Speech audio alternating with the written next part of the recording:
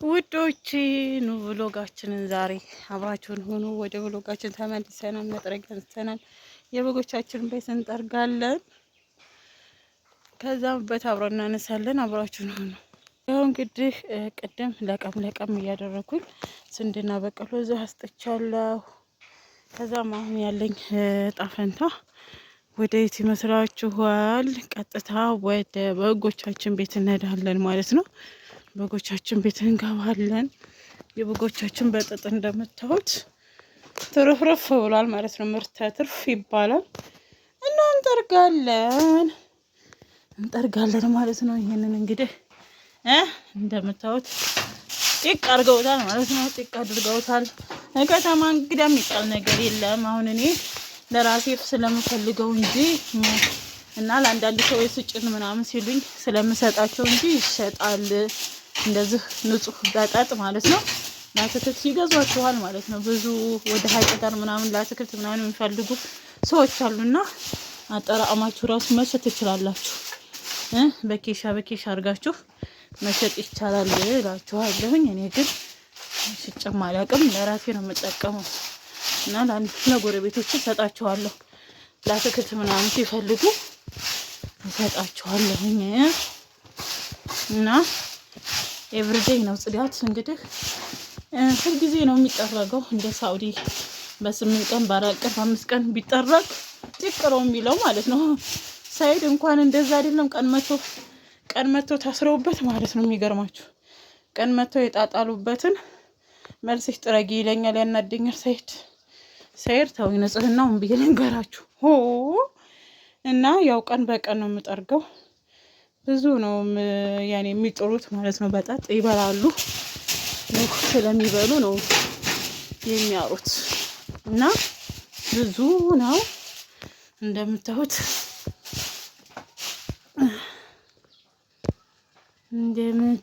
ነው እና ሁልጊዜ በቃ እዝን ነበር የዶሮቼ ቤት እንደምታዩት እዝን ነበረ፣ ፈርሷል። ውጭ ላይ ሰርችላችኋለሁ። እዚህ ነበር፣ ከዚህ ወጥተዋል ማለት ነው። ያው እዚህ ለመጥረግም አልተመቸኝም ምናምን። ሁለተኛ ደግሞ በዛ አድርጌ ለመስራት ፍላጎት ስላለኝ በቃ ውጭ ላይ በሰፊው ስራልኝ አልኩት። ቆርቆሮ ስለመጣኝ ውጭ ላይ ሰራልኝ እላችኋለሁ። እንደምታውስ ተከመረ። ገና እየጠረኩኝ ያለሁት ግን ክምር አለ ማለት ነው። እና የኛ ውሏችን እንደዚህ እያለ ይቀጥላል። ውዶች፣ ማሮች፣ ፍቅሮች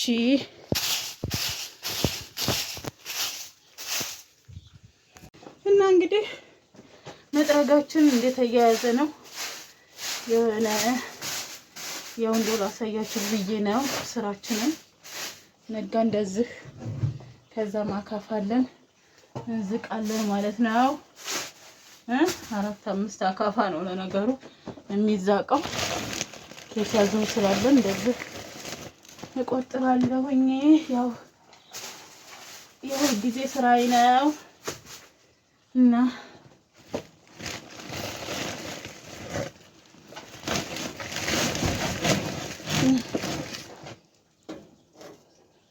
እንደዚህ ፋፋራኩላችሁ ጠረግ አደረኩኝ። እዚህ መብሊያችሁ ነው።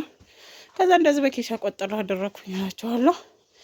ላይ ወደ ህበት ማንሳታችን እንሄዳለን።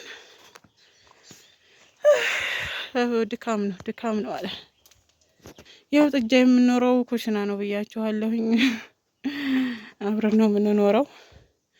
እዚህ ህበቷን ጣል አድርጋለች። ያላወረደችው እቃ የለም ማለት ነው። ጉር ነው እና እናነሳላታለን ማለት ነው። እናም በታችንን እናነሳለን።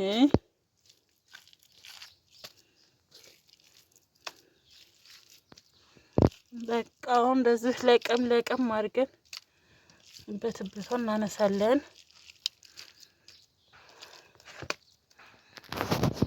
እናም እንጠፈጥፋለን።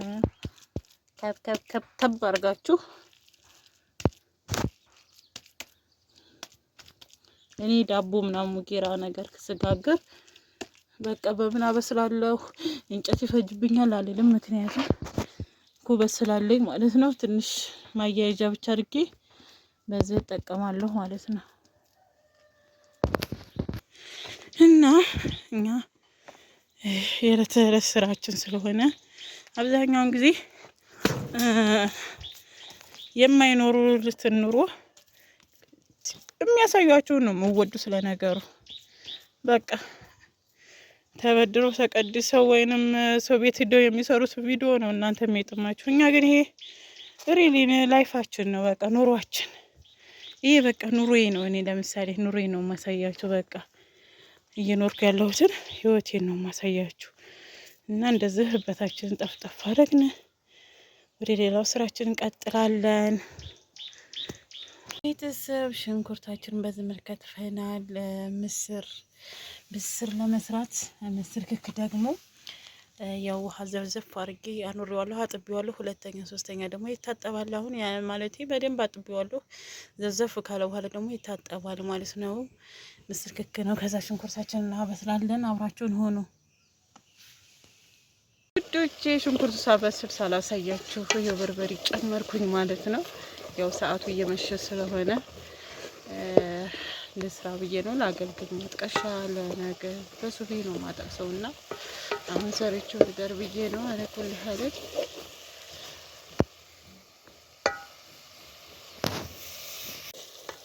እና ውዶች ምንድነው ስጎ ነው። ስጎ ዘይቱ ቢያንስ ነው ሲንተከተክ እንግዲህ እየወጣ ነው እላችኋለሁ። ከዛ ምስራችንን እንጨምራለን። ምስራችንን እንግዲህ ፏርጌ አጥብ ያለሁ ማለት ነው።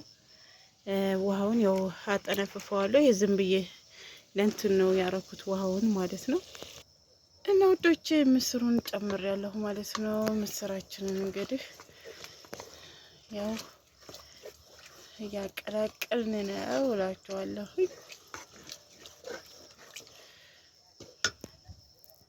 እና ውዶች ምስራችን እንግዲህ ያው በየቤቱ ይለያያል። እና እምላችኋለሁኝ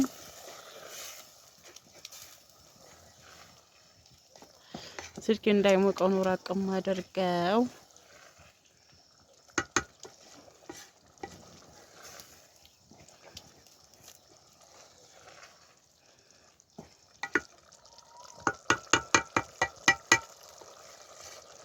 ይቅርታ ቆረቆርኩባችሁ።